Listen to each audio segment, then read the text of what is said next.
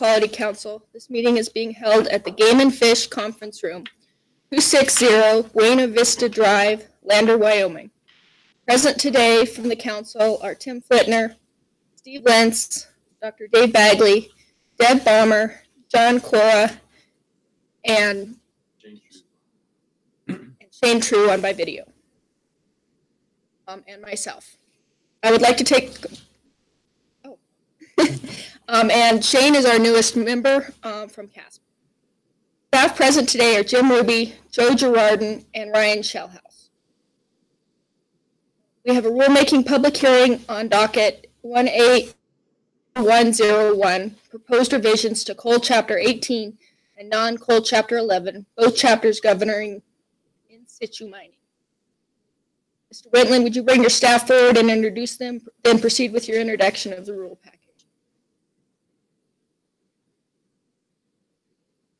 Mr. Wentland isn't here, but I'm Craig Holt. I'm with the Land Quality Division.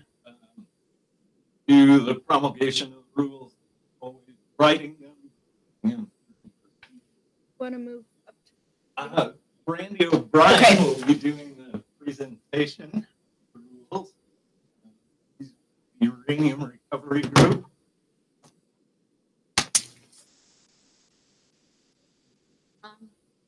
Chairwoman, Council, my name is Brandy O'Brien. Like Craig said, I work with the Land Quality Division within the Uranium Recovery Program. And I have been working on revising the non-coal Chapter 11 and recently helping with addressing EPA comments to the coal Chapter 8. And so I'm here to present to you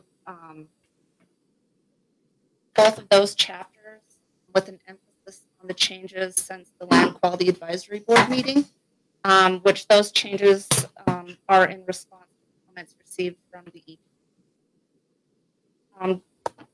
And is there a preference in the order that I address these chapters?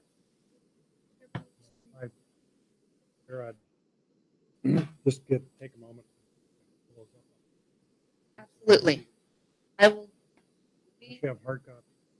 I do not have enough hard copies, but I will pull up the file so I can tell you the file. I will be working off of non-coal Chapter 11 draft SOPR, the September EQC, the PDF version. And also there will be the whole Chapter 18 draft SOPR, September 2018, also the PDF.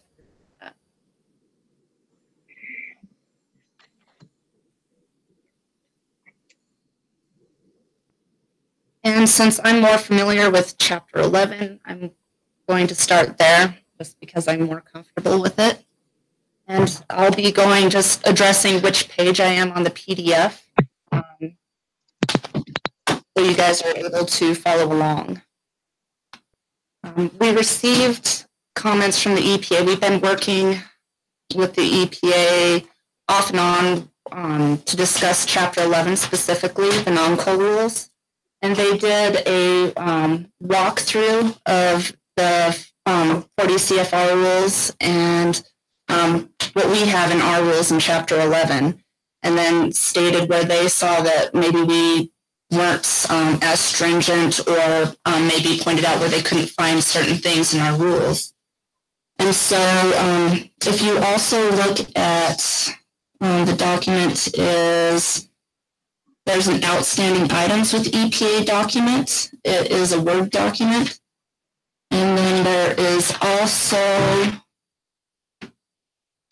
EPA concerns with WDEQ response document. That's the one I'm going to kind of start with so you can understand where these changes are coming from.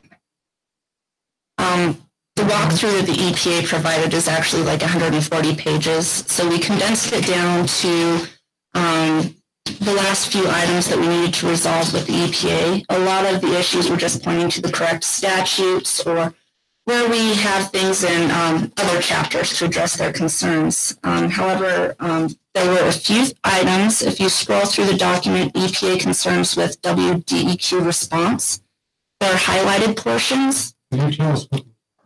Absolutely. I can walk step by step through all of these comments. If the Well, I think 100 plus pages of comments not in anyone's interest, but is there some way in which we're? Yeah.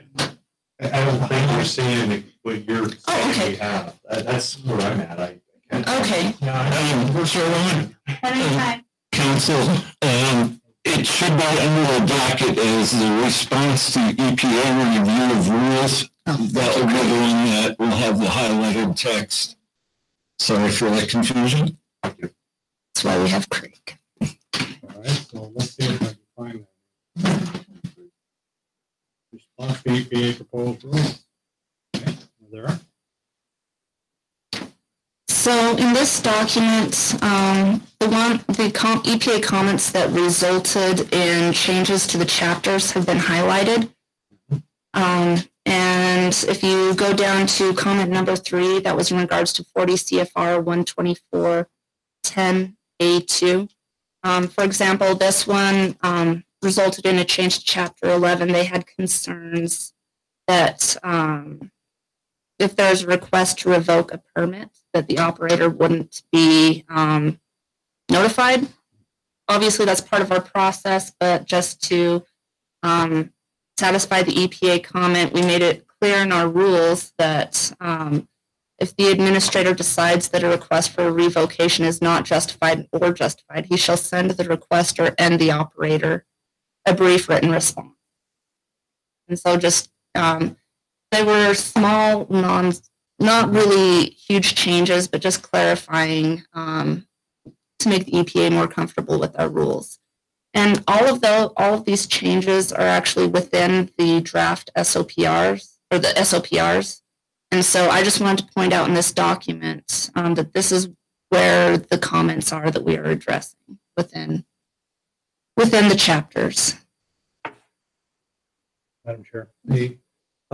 So a bit ago you were saying that you took most of the EPA comments, but not all. Correct. Are There there anything we ought to be worrying about there with regards to EPA response? Madam Chairman, Mr. Cora, there are some comments that would actually require changes to our statutes that can be addressed later, or some of them that DEQ doesn't necessarily agree that it's a stringency issue. And so we're waiting for EPA to come back to us and say, yes, it's absolutely necessary to change. And those items are in standing.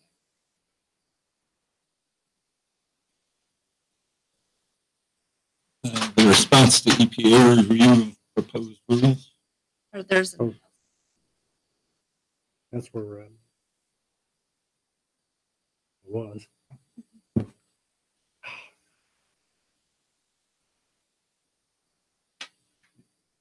The screen went blank. also it might. I think. It was so big. Okay, so I can read those to the group if that would help. One is in response for 40 CFR 124B2.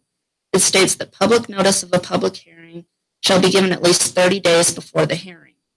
And with our rules, actually after a public comment period, if there is a public hearing, we have 2 weeks. The hearing is scheduled out 2 weeks, and if both parties agree, that can be extended out. That's in statute. And if we could either satisfy this with some sort of internal policy with land quality, if this were an absolute necessity, the EPA sees this as an issue, potentially scheduling a public hearing tentatively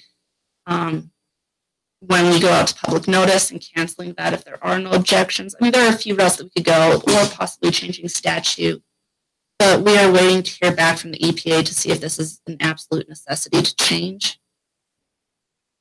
Another comment is in regards to 40 CFR 124.12c, and it states that any person may submit oral or written statements and data concerning the draft permit. Reasonable limits may be set upon the time allowed for oral statements, and the submission of statements in writing may be required. The public comment period under 124.10 shall automatically extend to the close of any public hearing under this section. And with our rules, after public comment closes, we don't take more comments at the until at the hearing someone has the opportunity to bring up comments during the hearing, but we don't automatically extend the public comment period.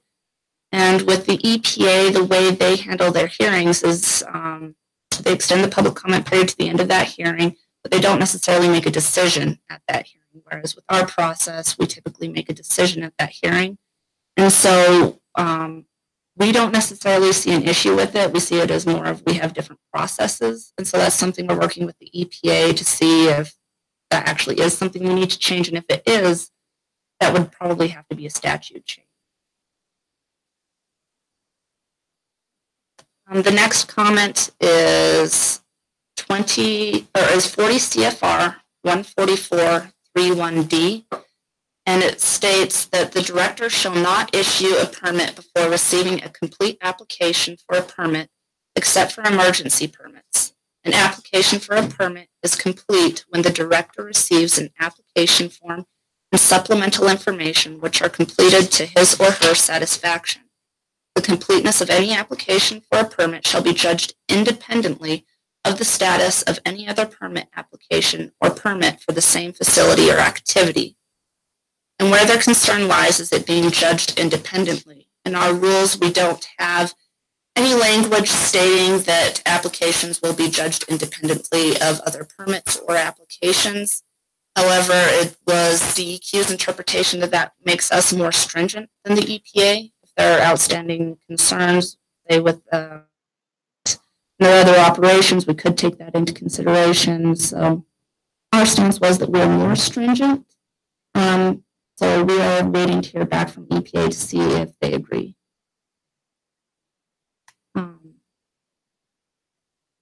Let's see. I believe this is still part of 40 CFR 144.31D. I believe it is D2. That might reference, I'd have to check this document, but the regulation, the EPA regulation states, anticipated noncompliance, the permittee shall give advance notice to the director of any planned changes in the permitted facility or activity which may result in noncompliance with the permit requirements. And they're concerned that we don't have anything in our regulations that requires companies to notify us if there's anticipated noncompliance. However, we feel that the way our rules are written, it can be interpreted that they do need to provide us that. In Non-Code Chapter 11, Section 18, it states that the operator shall verbally report to the administrator which may endanger the public or environment within 24 hours of the time the operator becomes aware of the occurrence. So the way we interpret that is if they're aware that something is going to happen that they, is out of their control, they will notify us because that is when they became aware of it. So we're working with the EPA to see if that satisfies their concern, if they agree with our interpretation, or if we need further action.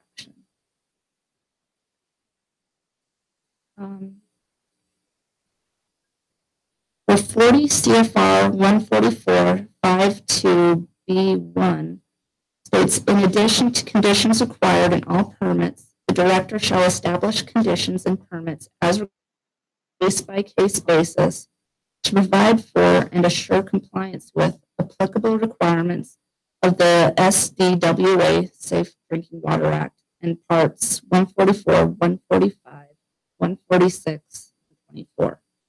And we couldn't find anywhere in our rules that specifically stated that we can add conditions of the permit in the way that they were looking for it, but in practice, this is what we do.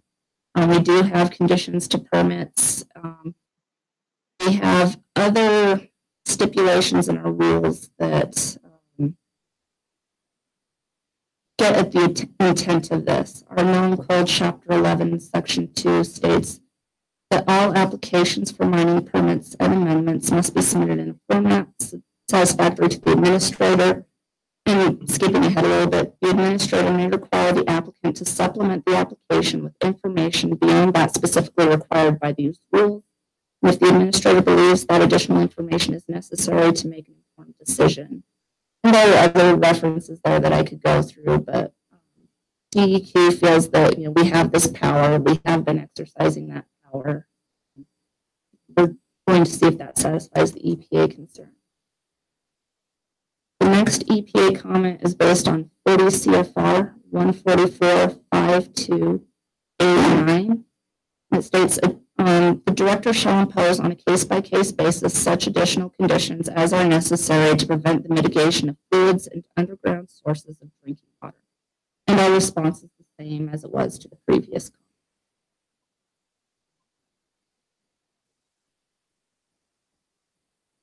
The next and last outstanding EPA comment in regards to 40 CFR 146.6B2. In case of an application for an area permit under 122.39, a fixed width of not less than 1/4 mile or 1/4 mile for the circumscribing area may be used.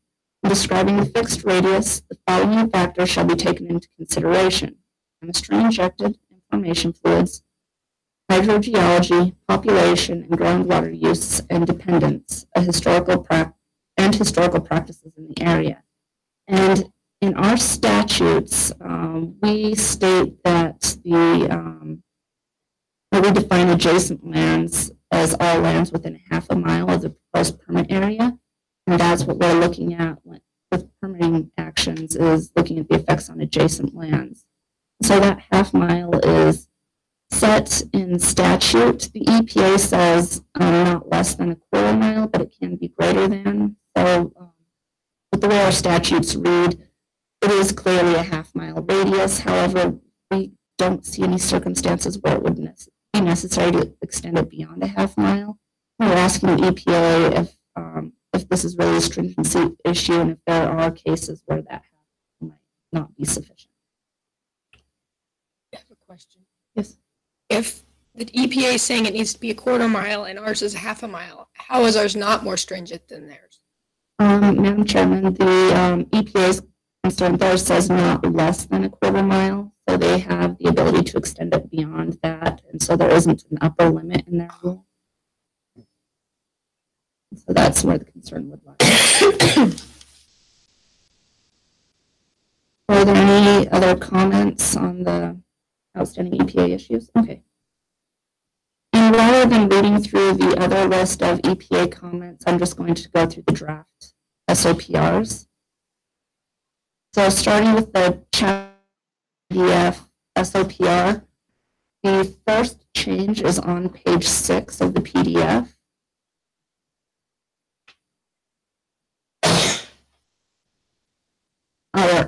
This is just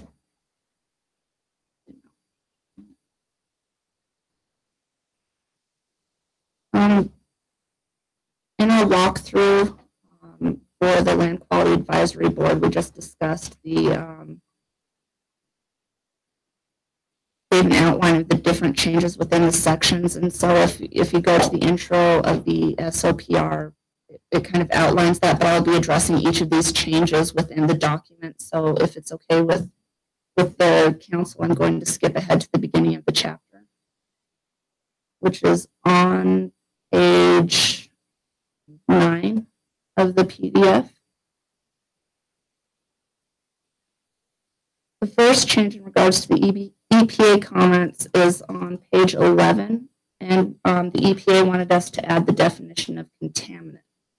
The EPA defines the contaminant as any physical, chemical, biological, or radiological substance or matter in water, However, we felt that was too general, so we added a disclaimer: contaminant means any unwanted or unauthorized, making it clear that there can be chemicals in water. There are chemicals in water. There are biological components in water, but just making it clear for our purposes, these are the introduced unwanted, unauthorized.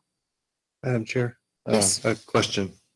So as I kind of back up to page 9 of your, it starts chapter 11, which actually has a page 1 at the bottom of it, but I see underlined things in black, and then there's italicized things, and then when I got to page, as I worked through, and then when I got to page 11, it's K, where you've got contaminant. Now that is in blue underlined. Could you kind of just explain to me what the different things I'm seeing refer to? The underline normally means you've added something. So you've added it, but if it's in black as opposed to blue, I assume that there's reasons for this. Absolutely, Madam Chairman. Mr. Bagley? Fine. I apologize for my pronunciation. What is in black and white and underlined in the italicized, that is all from what was approved by the Land Quality Advisory Board. So what was underlined has been added, whether it's in black and white. So, in black, then this was added and has been approved by the Land Quality Advisory Board. The italicized portions are explanations of the changes that were presented to and approved by the Land Quality Advisory Board. And if you go down to page 9, I left in color the changes that have resulted from the EPA comments. These are items that were not approved by the advisory board. These are items that are because of those EPA comments that we received. So when you see color, the color is new from that. Okay, so the process, the advisory board has looked at all the changes you've made. Those are the ones that are in black and white, but like contaminant is a new one that's been added since the advisory board looked at it, but in response to EPA comments. Correct. Okay, thank you. And I can step through all of the changes, even the ones approved by the advisory board, if council would like me to. Otherwise, I'll just. I don't think we need that, Madam Chair, but I just wanted to know what I was looking at. Okay, so yes, the definition of contaminant was added. That resulted in renumbering of the subsequent definitions within section 1. The next change is on page 14 of the PDF, and that is the numbered page 6 in the document. And the EPA was concerned that if there were an excursion or fluids leaving, that we were only looking for recovery fluids. And they wanted us to make sure that we were actually looking to say that restoration fluids were going in unauthorized areas. So rather than changing whatever we say recovery fluid to monitor for that, adding and restoration throughout the entire document, our approach was to modify the definition of recovery fluid slightly. And statute defines it as any material which flows or moves, whether semi-solid, liquid, sludge, gas, or other form or state, used to dissolve, leach, gasify, or extract a mineral. And what we've added is this last statement that this may also include restoration fluid. And this would cover it during the restoration process when the fluids that we are injecting aren't necessarily a recovery fluid, it's more of a restoration fluid. And that way, it also gives us the ability to interpret when restoration fluid is appropriate use in the way the EPA was concerned.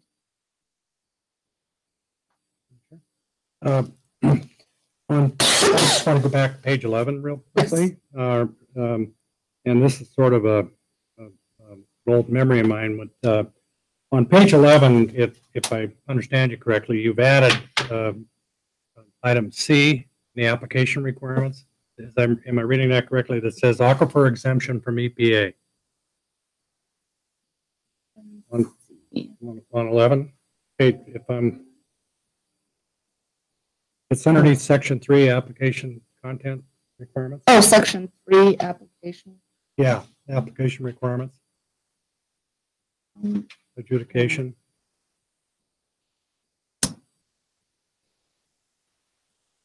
Let's see, I'm still in section 1 here, so let me. Okay, I'm way ahead of you then, I guess. You are way ahead of me. I'll say it. When you get to it, well, yeah, great, thanks. Sorry about that. Okay, so, Madam Chairman, I'm just going to jump back up to recovery fluid. We'll get to Mr. Crow's section shortly. Are there any more questions on the recovery fluid or comments? If you go down one more page to page 15, it's numbered page number 7 on the bottom of the page number 15 of the PDF. We had just corrected a reference. That rule was actually updated in 2005. We just updated that reference. There are a few of those throughout the chapter that you'll see. Upon the EPA had pointed out to us that some of our references were outdated and suggested that we look at all of our references and check those. And so we've done that. The next change is in section 2. This is page 16 of the PDF, page number 8 in the document. And we added as an introduction to section 2, it is the operator's responsibility for the submission of an application to obtain a permit in accordance with these regulations. And the EPA had submitted a comment in regards to 40 CFR 144.31b, where they indicated whose job it is to obtain a permit. They wanted to know whether it be the owner or the operator, and so we just clarified that it is the operator who obtains the permit. On the next page, page 17 of the PDF, which is the numbered page 9 of the document, a reference was updated for 40 CFR 141. It was not July 1st, 2001. It was updated 2nd, 2001. And then if you go down to D, we added some clarifying language that states meeting the requirements of 3511, 406, AIIIIX, the map should extend a minimum of 1 mile beyond the permit boundary. And this doesn't change anything, but the EPA didn't think we were clear on what we required in our maps, how far out the boundary should extend. So we referenced the statute here. Madam Chair. In that one, you've got meeting spelled METING, so, which is a word, but I don't think it's a word you want. Okay. Council member, I appreciate that. I'm an engineer and terrible at spelling. I will correct that.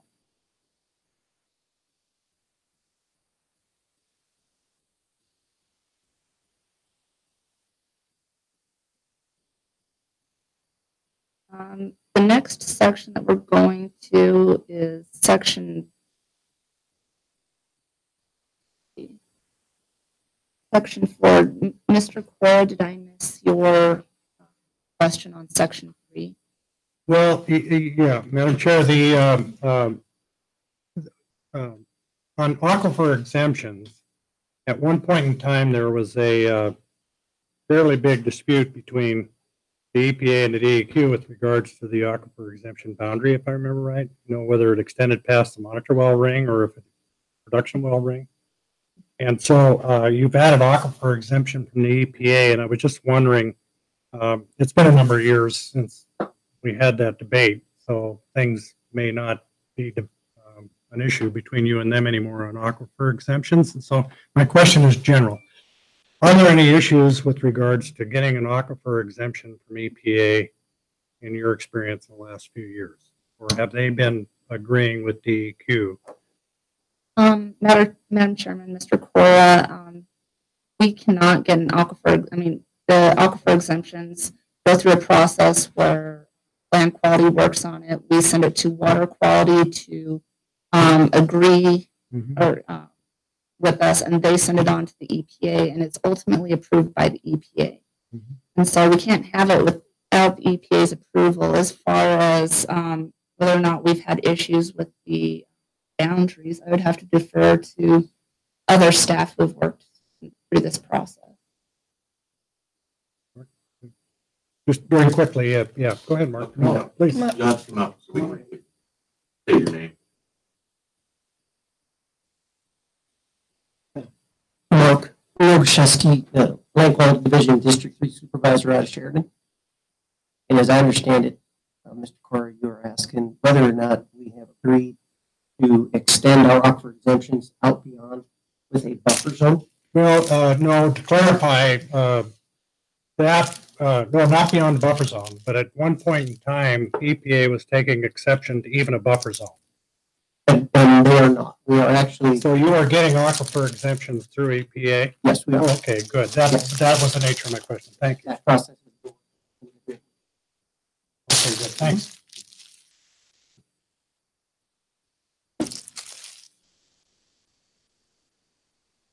Okay, thank you. Madam Chairman, council, are there, unless there are more questions,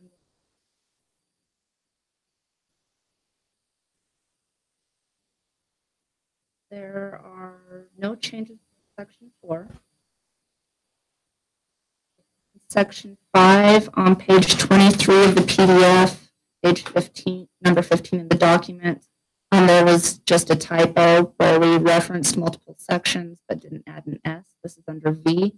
We just corrected that to state chapter 3 sections. Yeah.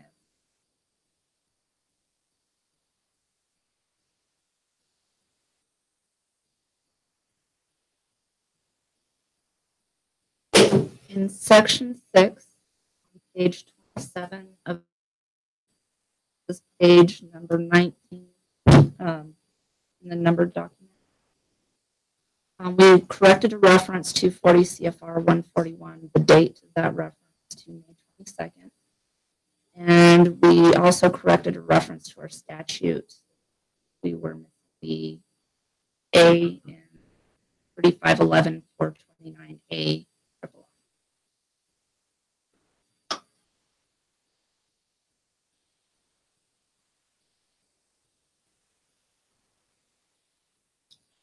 On page 31 of the PDF, number page 23.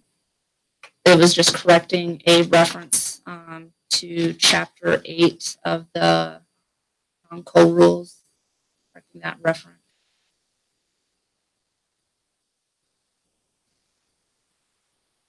The next change is on page 34 of the PDF, numbered page 26. And we had proposed to delete some language that was approved by the Land Quality Advisory Board. However, the EPA, upon reviewing that proposed rule change, thought that our rules wouldn't be as stringent as theirs. So we're proposing to not go through with that deletion of the language. However, there is an insertion of new language that was approved by the Land Quality Advisory Board. It would have been without the rest of this information, but we feel it adds helpful clarifying information. So we want to keep the operator may not commence injection in a new injection well until construction is complete and the operator has demonstrated mechanical integrity. The operator shall submit notice of completion of construction and demonstrated mechanical integrity in the quarterly monitoring reports. That is a new addition that was approved by the Land Quality Advisory Board. However, we do feel it's useful to keep. We're proposing to keep that. The next language, except for all new wells authorized by an area permit under subsection 2E of this chapter, that language was proposed to be removed. However, based on EPA's comment, we're no longer proposing to remove that language. We would like to keep that language. And the subsequent subsections I and double I, those were proposed to be deleted. However, based on the EPA, we proposed to keep that. I realize it looks messy here. I wasn't quite sure how to make it clear that this is in our current Chapter 11. We had proposed to remove it, but based on the EPA comment, we no longer are proposing to remove that language. Madam Chair, is that just really around how a new well gets approved? I mean, is that where the EPA took exception to where you all were? Or was it more than that? Madam Chairman, Mr. Cora, this language we had felt we had already covered elsewhere in our chapter. We didn't necessarily feel that we needed to restate it, with the exception of the operator not. It says if the operator has not received notice from the administrator of the intent to inspect or otherwise review the new injection wells within 13 days of the date of notice in paragraph 3I of this subsection, in which case prior inspection or review is waived, the operator may commence injection. We were proposing to remove that 13-day requirement. DEQ doesn't really have the staff to review all of these as the wells are being completed, and let alone go out there and inspect all of these. So it was more just the operator has a standard waiting 13 days and then they commence injection. And we were proposing to them not to have to provide that report immediately before they commence injection. What we were proposing is it be submitted in the quarterly monitoring reports, and which we do review, we do go over. So we wanted to make it clear, hey, before you start a new injection well, it has to meet all of the requirements of this chapter and your permit, and submit us the report. However, the EPA doesn't feel that's stringent enough, so we're going to keep that 13-day requirement. We're going to require them to submit the notice of completion of construction.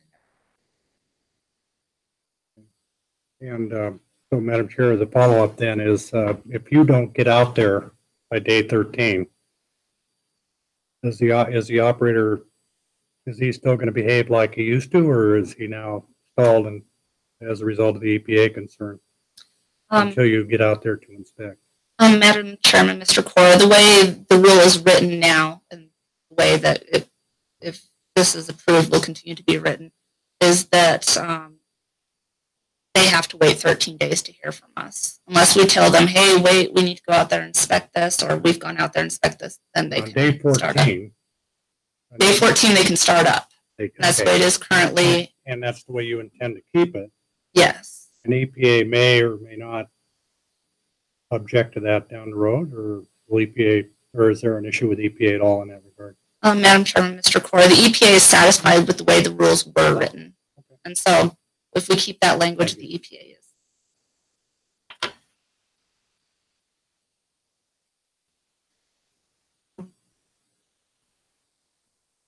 If there are no further questions, I'll move on. The next change is on page 37 of the PDF, over to page 29, the bottom of the page. And this was just correcting the reference.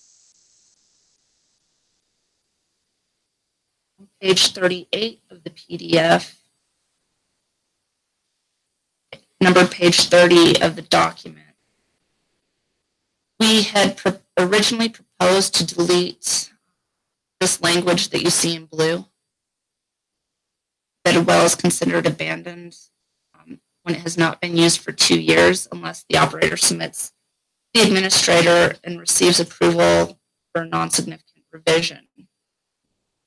Basically, the way it works in uranium recovery is that a company will go in and mine an area, and they will need to keep their wells for restoration, future restoration. However, to get these wells signed off for bond release and saying that they've fully restored it, that takes a long time. It's a long process. And so these companies don't want to have to plug their wells just to hear back from the DEQ or EPA years down the road saying, oh, no, we aren't satisfied with this aquifer restoration, you need to go back and clean it up more. So these wells do stay there for longer than 2 years, not being used. And so it's a paperwork exercise on the licensee's part and on DEQ's part for them to come in and say, hey, it's not abandoned after 2 years. We're still going to use this for restoration. However, the EPA was concerned that we won't be as stringent. So land quality proposes to now just continue with our current process. They can submit that paperwork to let us know that the well isn't abandoned. We can continue to go through that process. It satisfies the EPA's concerns. The EPA was looking at more than just in situ mining. They were more than just uranium mining. They wanted to take into consideration other forms of in situ mining that this abandonment after 2 years might be necessary. So we agree with the EPA and we propose to keep.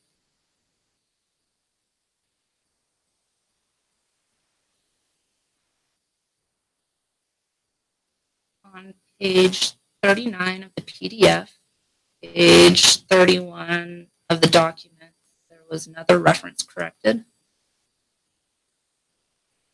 On page 40 of the PDF, another reference was corrected.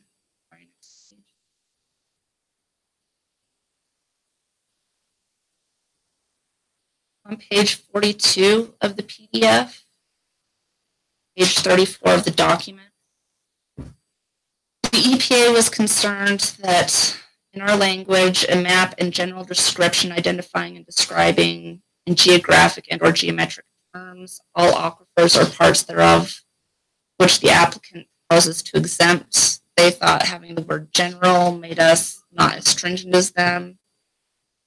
In 40 CFR 144.7b1, they require clear and definite description, so we just got rid of the word general. Satisfy the EPA. And at the bottom of the same page, there is a reference correction, the date to a reference.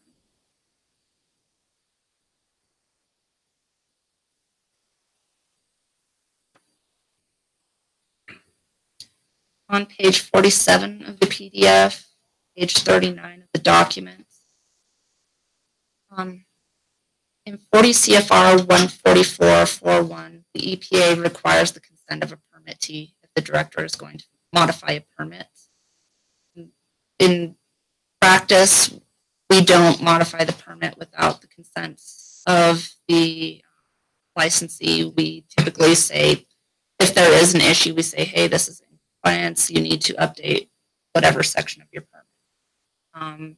But to make it clear that we don't modify permits without the operator's consent, we included that in this section C.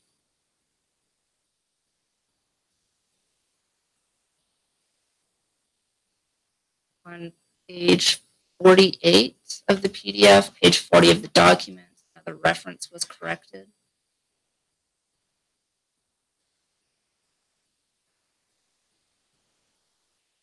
On page 43, or page 51 of the PDF, page 43 of the document, the reference was correct.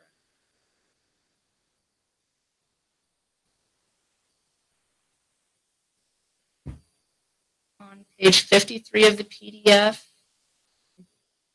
page 45 of the document, there is a correction to the reference. There is no triple I, 18 AI. Triple I, it's actually AI and double I.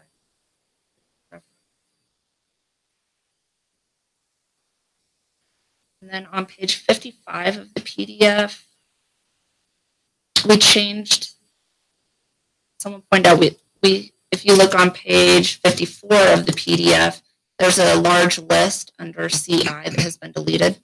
And that was just because the parameters, it's not a comprehensive list, wasn't necessarily useful. So we took out that list, and in the subsequent section, II, it referenced the parameters listed in that previous section, so we just got rid of the word listed. On page 55 of the PDF, page 47 of the document on the bottom, there was another section correct or reference correction. Again, on page 57 of the PDF, just under section 21 heading, there's the reference correction.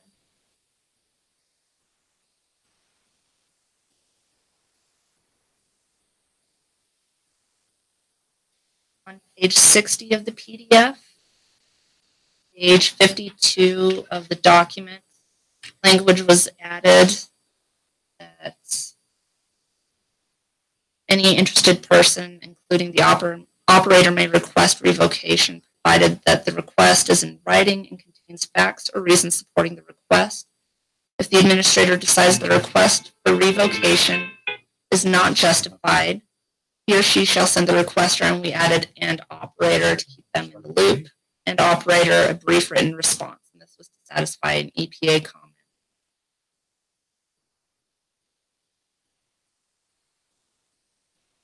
And those are all of the changes in Chapter 11. Once the EPA. General question, Madam Chairman? Yes. The rules and the changes look fine to me. My question is, you didn't touch on it today, but it's just, has the word background been versus baseline? Has baseline been your standard term for a number of years? Or is that a recent change? Madam Chairman, Mr. Cora, we had found that sometimes we're interchangeably using those terms. So we were trying to be more clear. We actually went back and forth internally as to which was actually the appropriate term to use. So we decided to just get it straight and be consistent in this rulemaking. We sat down internally and decided what the appropriate term was. So we decided that background is, let me make sure I have this straight.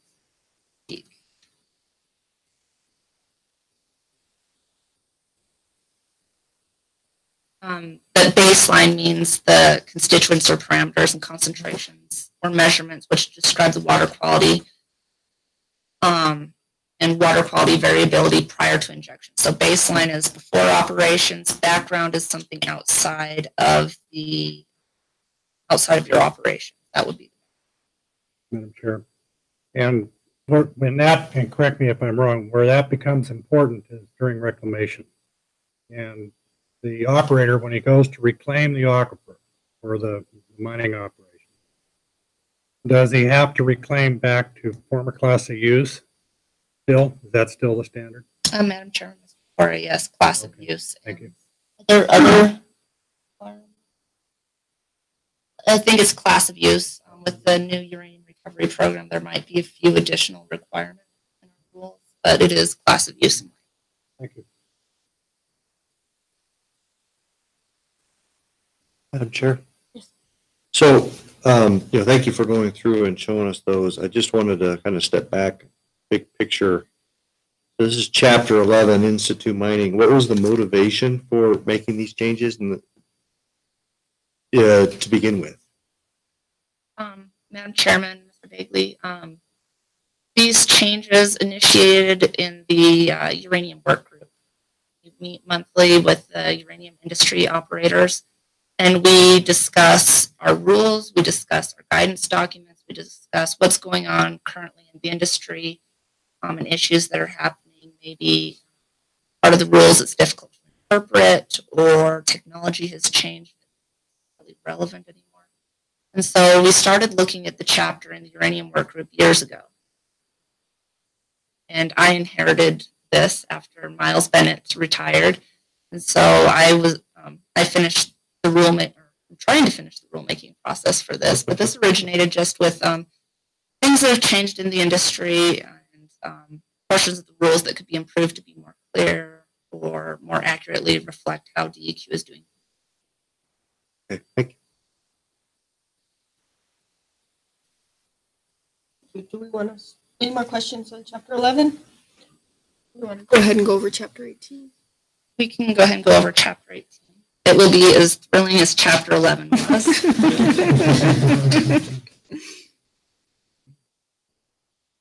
And Madam Chairman, with your permission, I'd like to skip to the beginning of the chapter because I will discuss each of those changes since from the EPA comments within the chapter. So that would be skipping over the introduction in the SOPR. Yeah. Which doc, yeah. It's the October 21st. It says revised SOPR for chapter 8. Cool, yeah. Click on that one. Cool, You. chapter 18 revised SOPR. Okay. Sure.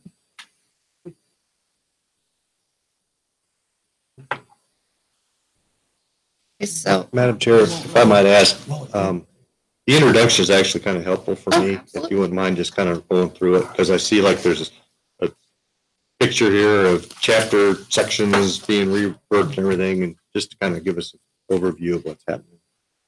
absolutely, Madam Chairman, Mr. Bagley. What's especially helpful is Table 1 in the introduction, and this is on page 4 of the PDF. So Chapter 18, I am not the one the initial restructuring, so please correct me if I'm wrong, BJ.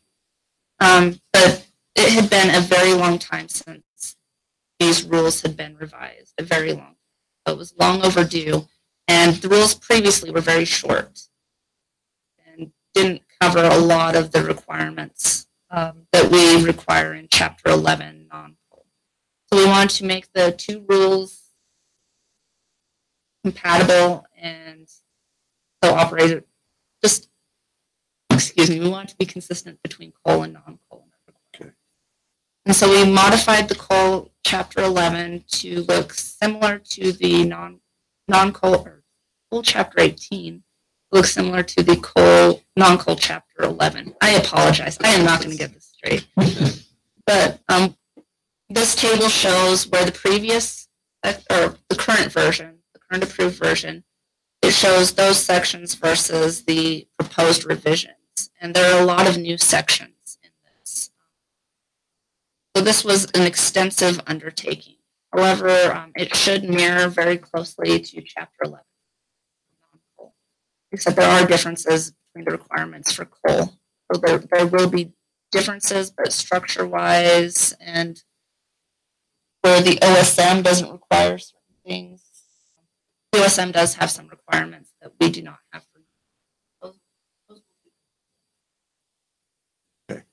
Thank you.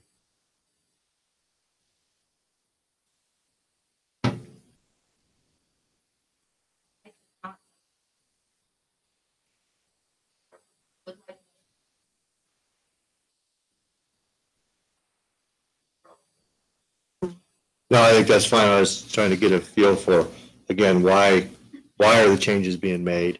And you said it's been a long time, and then it's in situ mining. It just happens to be under coal as opposed to non-coal, but they should be consistent between the two to the extent possible. And so that's the motivation for upgrading this. So I think that's the main reason. So that works for me. Better. Yeah, and do was the focus of Chapter 18, the majority of the focus of Chapter 18 on underground coal gasification projects? Is that a safe assumption for me to make? Yeah, okay.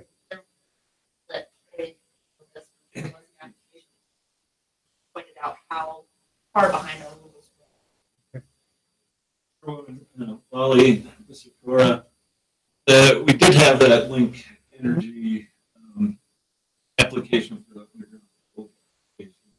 What we found in trying to review those materials, what we were requesting them to submit as part of their application, we couldn't point to those things in regulation. That experience led us to believe that a similar mirror or consistent type of chapter 18 way that blossomed into these two very consistent. Good. Thank you. Yep.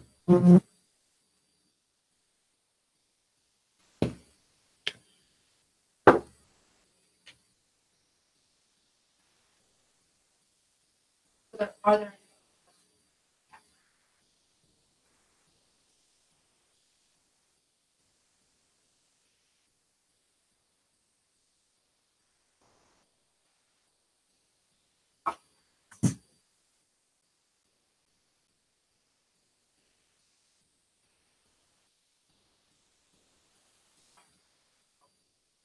on one of the projects?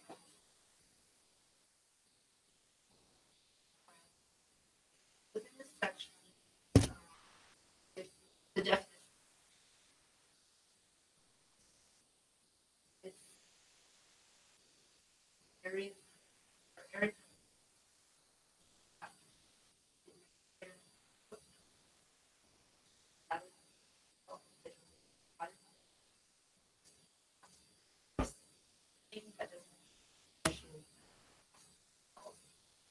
So,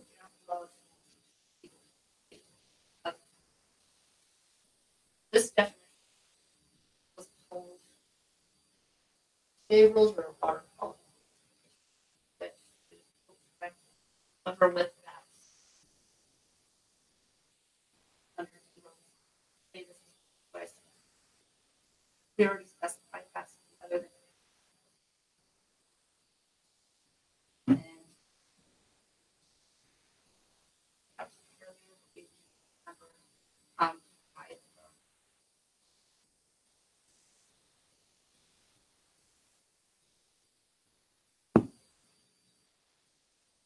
the next step.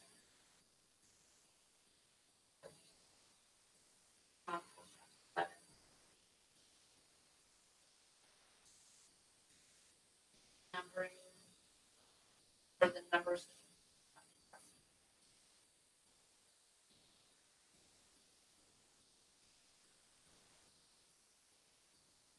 Go down. Yeah. Document. The definition of recovery fluid was for chapter 11.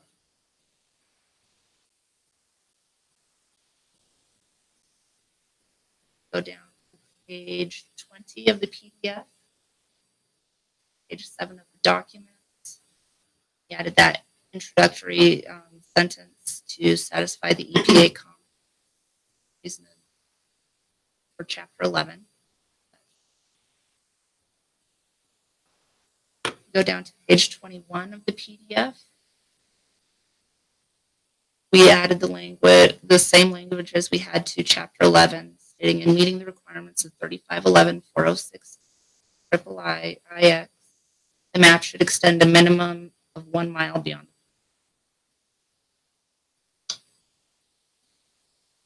The next change is on page 28 of the PDF.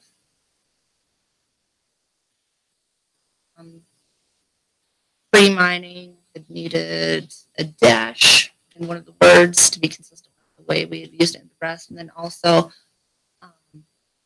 all baseline groundwater quality or quantity and quality information must be provided in electronic format described by the administrator. Chapter 18, when it was first presented to the Land Quality Advisory Board, was approved right away. Chapter 11, there were some comments that came up related to chapter 11 that delayed that chapter a little bit, and so we ended up going to the advisory board a second time. And one of the things that came out in comments about chapter 11 is that just changing the format that we require information to be submitted in to be consistent with how land quality is currently doing things. And so this was changed in chapter 11. We were proposing to bring this into chapter 18 as well, just the chapter's consistent and to make it clear the format that we're expecting this information to be provided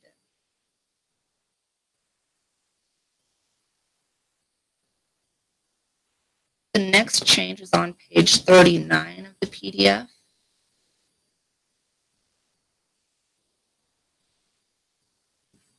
And this is the same change that had taken place in chapter 11, where we had proposed to delete the language for the 13-day requirement for an operator to wait 13 days to hear from the administrator as to whether or not, and considering the EPA comment that we would not be as stringent as them, we are proposing to keep this language in Chapter 18 as well as Chapter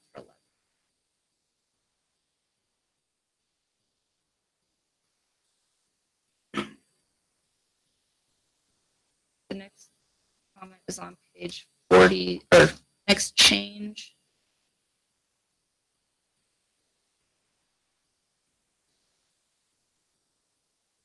The next change is on page 43 of the document. It's correcting a reference to a section. There are two corrections to references there. What section? We are within section 10 of the document.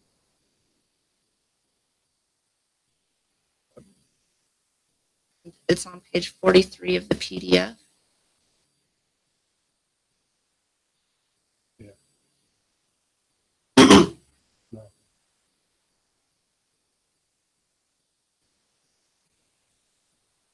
We good? Okay. On page 45 is the next change. It was removing the term general from a map and general description. The same change that we made in Chapter 11 based on EPA comment. The next on page 51 of the PDF.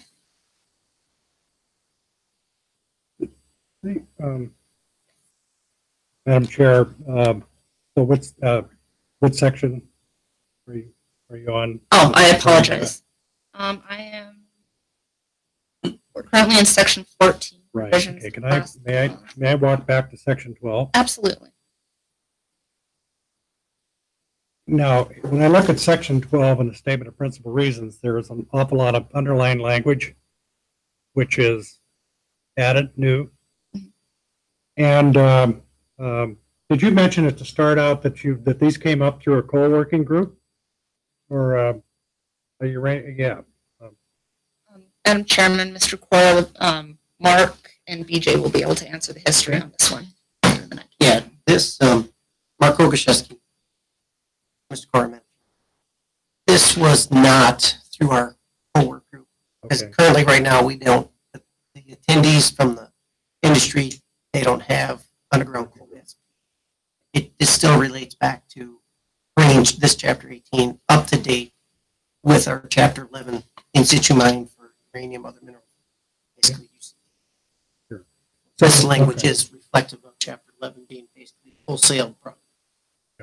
Okay, thank you. And then another question has to do with the R&D permits, which is the part of section 12. And I'm assuming by you presenting these to us that you're satisfied that you now have rules in place to handle the reclamation issues that used to arise as a result of R&D permit applications. Are you satisfied that these rules deal with those issues? Yes, I am. Very good. Thank you. That's all.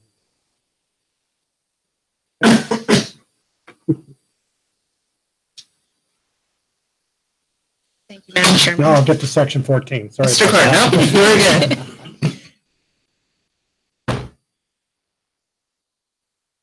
Go back to section 14, page 51. This is a change that was also made in Chapter 11 due to an EPA comment, adding the operator concern necessary for a revision to a permit or research into coal.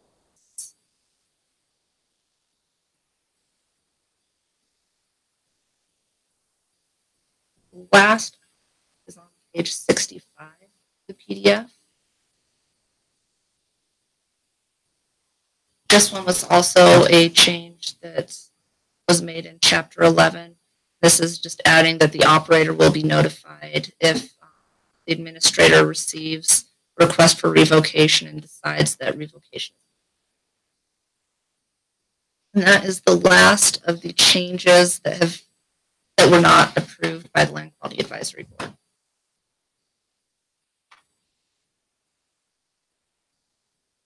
Okay, thank you. Do we have anyone present who wishes to testify in support of this?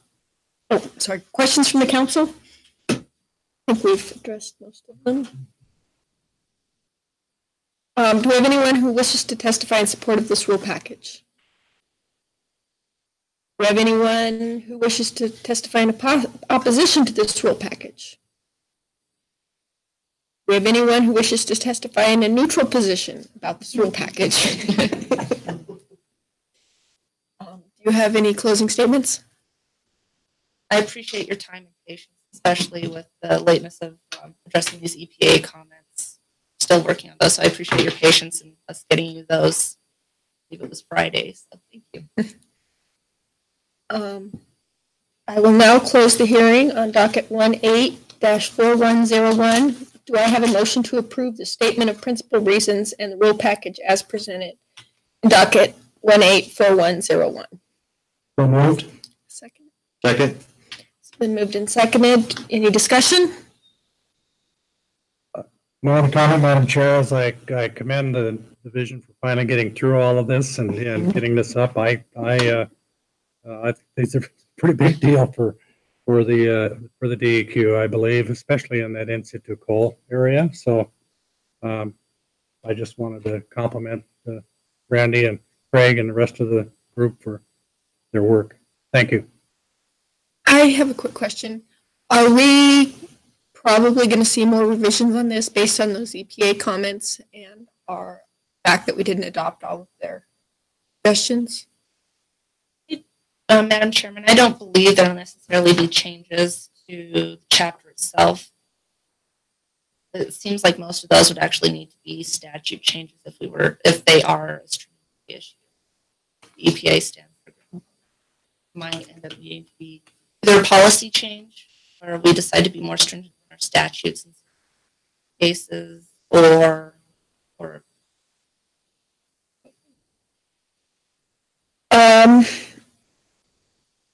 Okay, we will now vote. Tim? Favor. Steve? Steve? Aye. Aye. And Shane? Aye. And I will vote aye also. So this rule package has passed.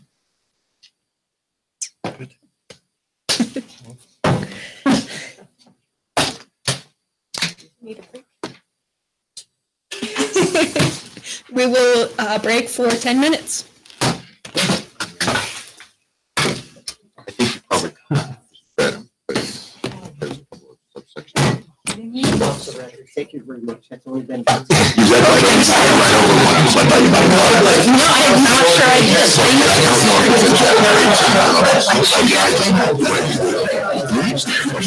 Two questions. Yeah. Is restoration fluid defined somewhere? We do not.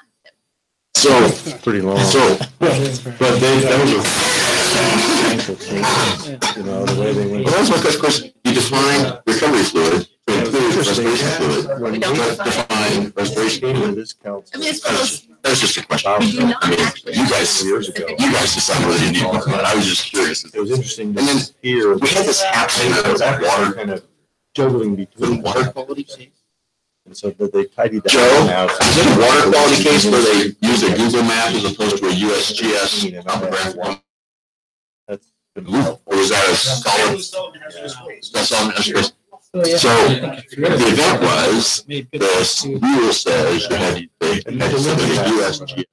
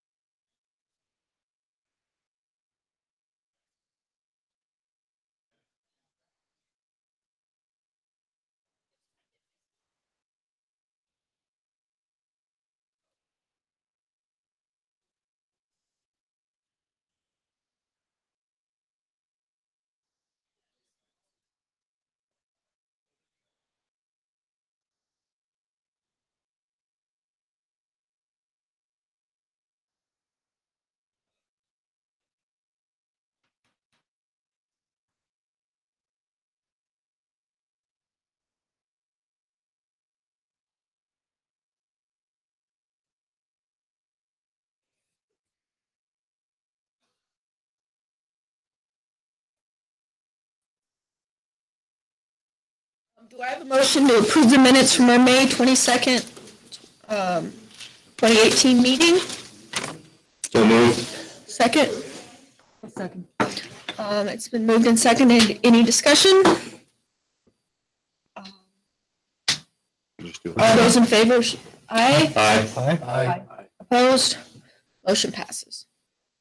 Do I have a motion to approve the administrative order on consent in docket 18-5902 in regards to Uinta County Bridger Valley landfill? So moved.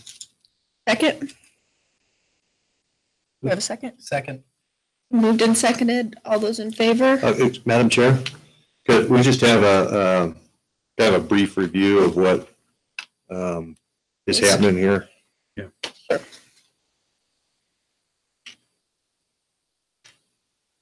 Members of the council, good morning. My name is Mukesh. I'm the administrator of the Solid and Hazardous Waste Division. With regard to the ASCs in front of you, they are with the they're under the cease and transfer program, which I believe has been a great success for the department. We've been able to help communities around the state to construct and transfer stations to ship their waste to regional landfills, as well as helping them close their landfills, which reduces the potential to impact groundwater around the state. We've had 24 facilities apply for funding under the program, or 24 projects that have been funded, I should say. With regard to the Uinta County project, this is for a transfer station, which is allowing them to ship their waste to one of their other facilities, I think, in southern Uinta County. I believe it's Evanston. And so it's a great project for the communities. I think the total amount for this one was $1.2 million. And that's construction of the facility, as well as I think some of the packer trucks, or the roll-off, I should say, roll-off containers to get the waste down to the receiving facility. The Hannah AOC in front of you as well. Total project was for $800,000. That included constructing a transfer station, as well as funding their closure for the facility. So it's kind of 2 in 1 because they were ready to go. And that also included some roll-off containers so that people in the county could come in and throw their trash into the roll-off containers, and they could haul that down to the receiving facility. I think they're going to Laramie right now. As I indicated, it's a great program. We're very proud of it. We're working hard with the operators around the state to figure out, help them find out what's the best way to manage their wastes. The program, it does have a lot of buy-in. It's not 100% funded by the state. The program funds up to 75% of the cost, and that's in a mixture of grants and loans. So there is skin in the game on behalf of the. I think we've had, of all the projects combined, I think the state did about $38 million in this program, but the local operators have contributed, I think, around $18 million. So I mean, they are certainly contributing their fair share for these operations. And with that, I'd take any questions. Madam Chair? Yes. So I just want to be sure I understand. We've seen these before, but we do have some new council members, and they may understand it, but I just want to be sure I understand it.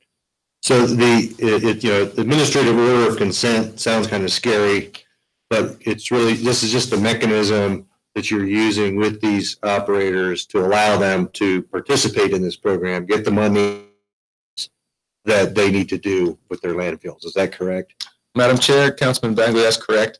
The statute states that for a project to be eligible, they have to enter a written agreement with the department. The department's way of checking that box on the written agreement. That way we can have some enforceable dates, so they will be ceasing receipt of waste. And then we also include the date of their expected closure. And operators that if these dates don't have to be exact, but we just have to put something in there to make sure that there's not a continuously moving date. This allows, we have a flexibility to modify those dates if circumstances change.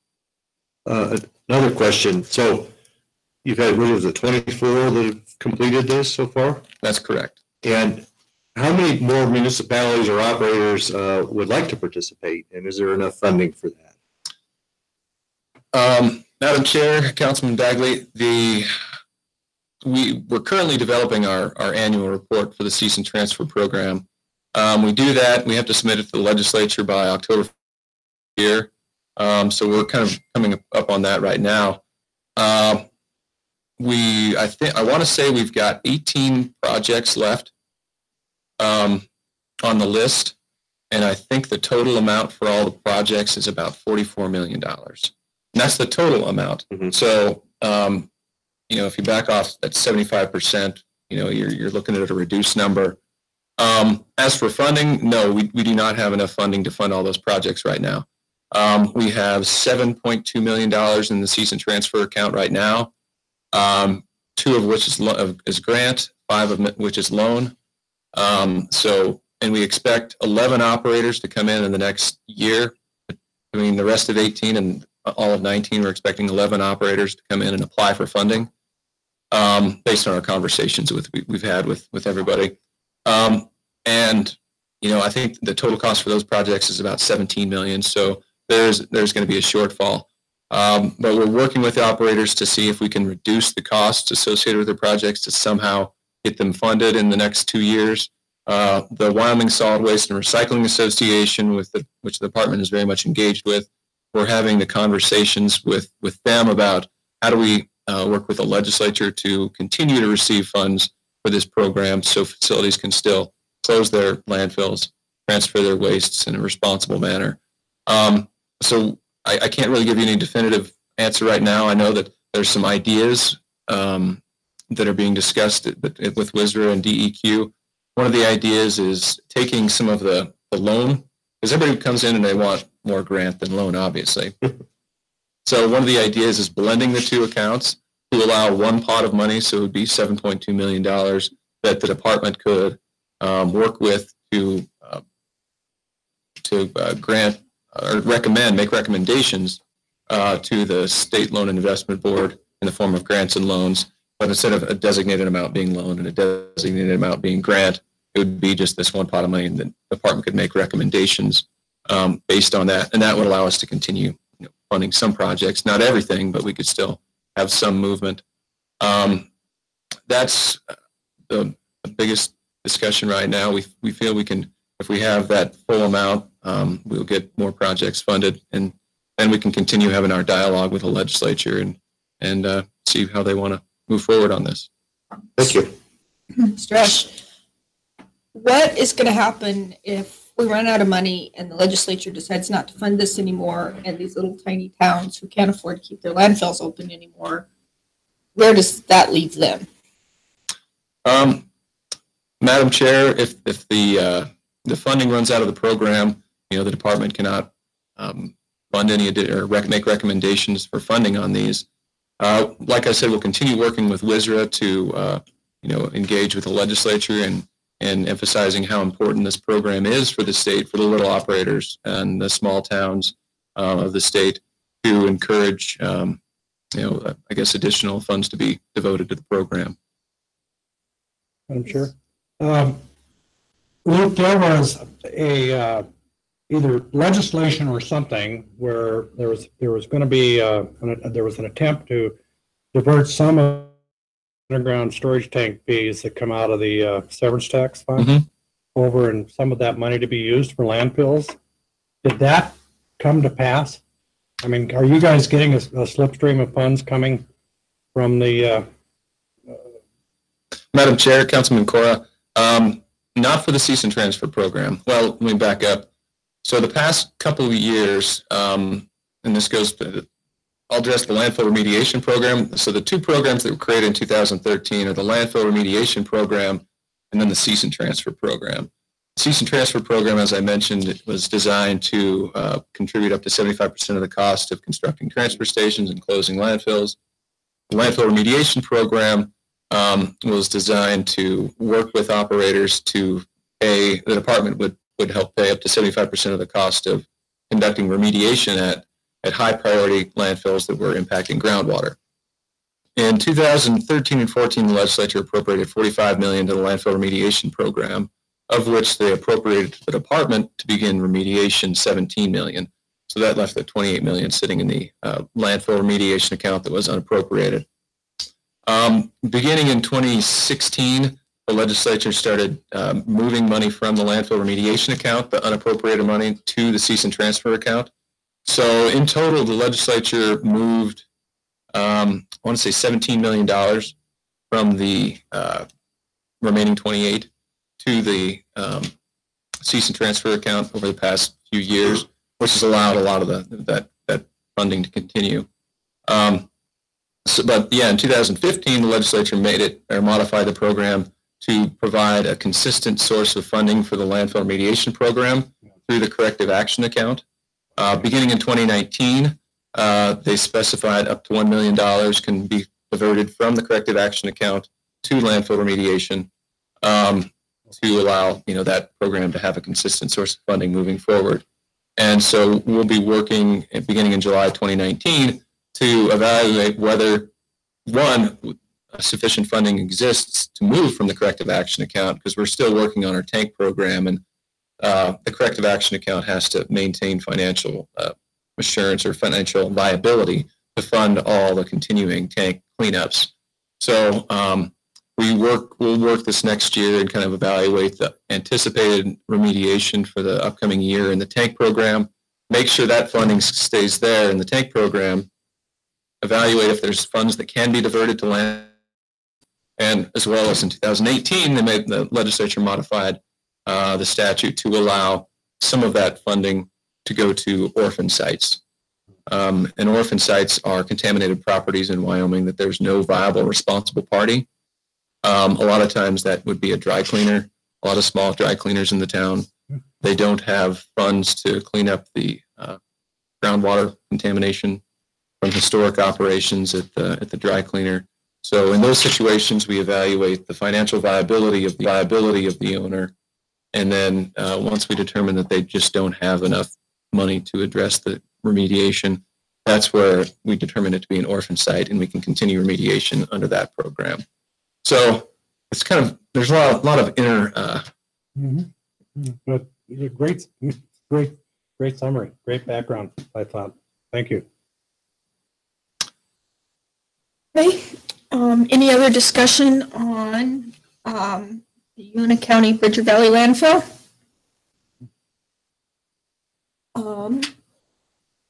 And do we need a roll call on this one? Okay. Deb? Aye. Aye. Aye. Steve? Aye. Shane? Aye. I'll vote aye also.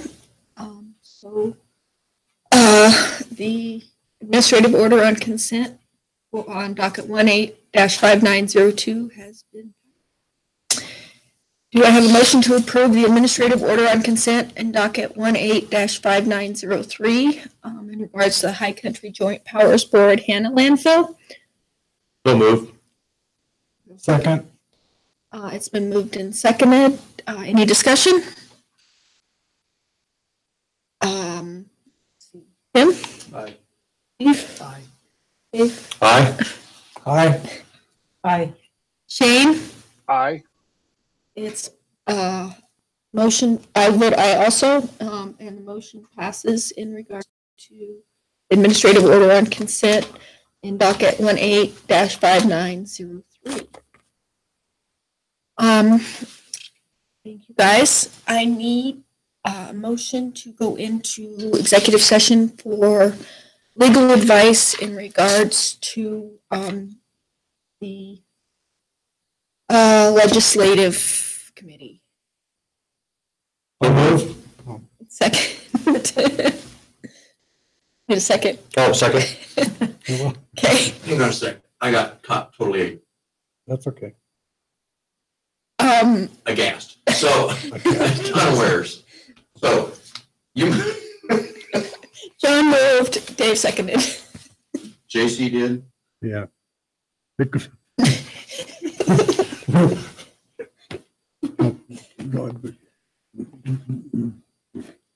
seconded?